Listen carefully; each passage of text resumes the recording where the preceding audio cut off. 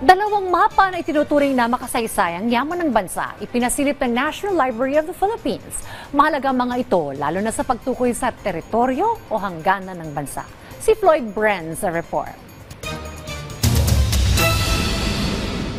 Dalawang mapa na itinuturing na makasaysayang yaman ang ipinakita ng National Library of the Philippines.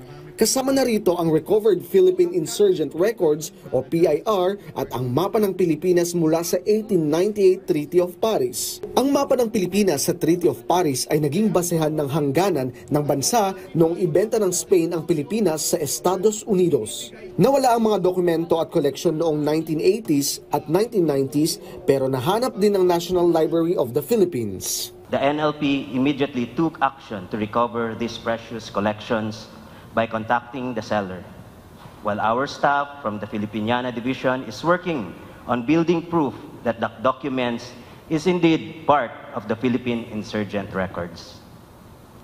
We are so grateful to Mr.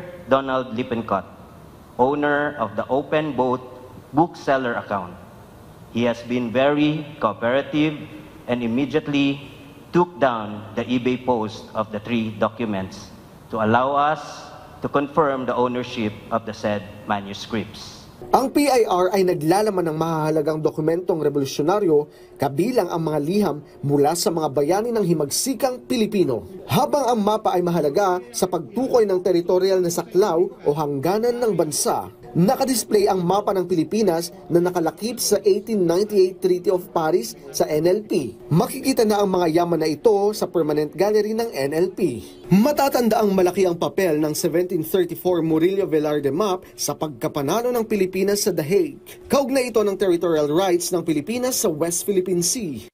Floyd Brenz para sa Pambansang TV sa Bagong Pilipinas.